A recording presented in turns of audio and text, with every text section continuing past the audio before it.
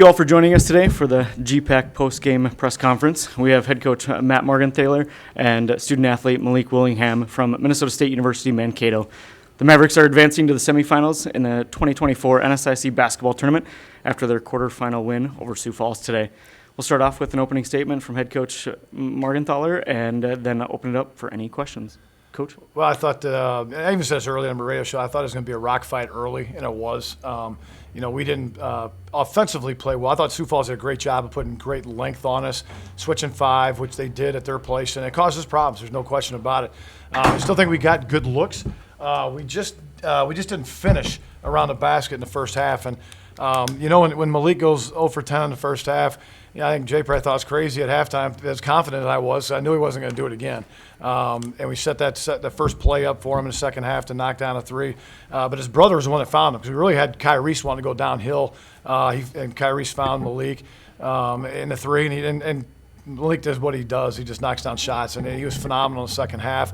But you look at the Willingham brothers combined. I mean, those two guys are phenomenal, and they've been great. And that's why we're at this spot we're at right now. Malik, what's the mindset after you have a half like that, just kind of going into that second half? You talking about after the game or before, No, at halftime? At halftime there going in. At halftime, just staying positive. It's so easy to hang our heads being a number one team, being down 5, yelling at each other, going at it. But for us, we've been in this spot so many times. This conference, I always say it's the best conference in the nation. So, every game's going to be a dogfight. You saw it right there first half. We came out down, but, we knew second half we were going to come out running, hitting shots. We had a lot of open shots we missed first half. So, second half we weren't too worried. It was just defense. I think those stops were critical that we had.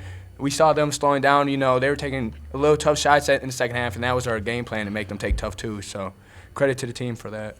Coach, just to start that second half, what did you see just from the team in terms of energy? This is exactly the same game we played here in Sioux Falls against them. We were down 7 the first time at Sioux Falls a couple weeks ago. I thought our team, and we knew we had the ball, so we wanted to get a score and a stop, and we did that. I just think that our energy level was 10 times better to start the second half.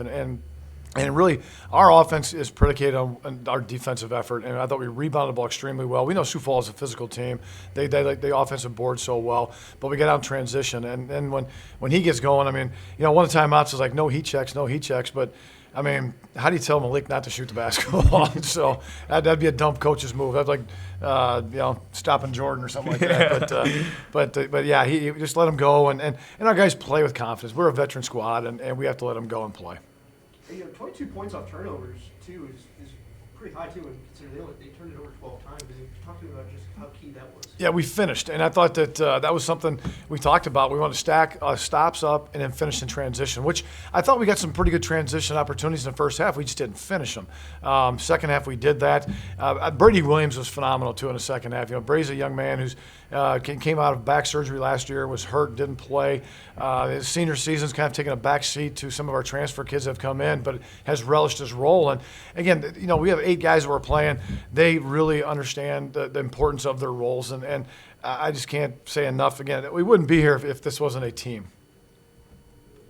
Matt, you mentioned obviously Malik's probably not going to do what he did in the first half, 2 halves in a row. But how with that first half going the way it did, how important was it to get what you got out of Kyrie's? Oh, it was a phenomenal. When Kyrie's at his best, he's going downhill. And we talk about that all the time, especially early in the games, because he can shoot the 3, which he's shown that tonight.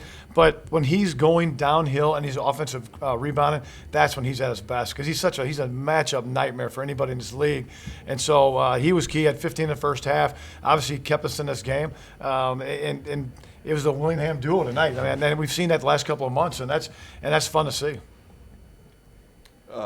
Malik, just we talked a little bit about it on the floor, but with the depth of this league, 1 through 8 coming into Sioux Falls, it was anybody's guess. And being the 1 doesn't mean what it means a lot of years in a lot of leagues.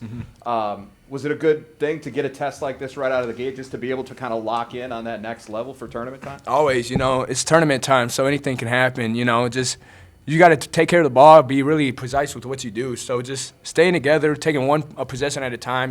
It's defense at the end of the day. So defense is how we're gonna win games going forward.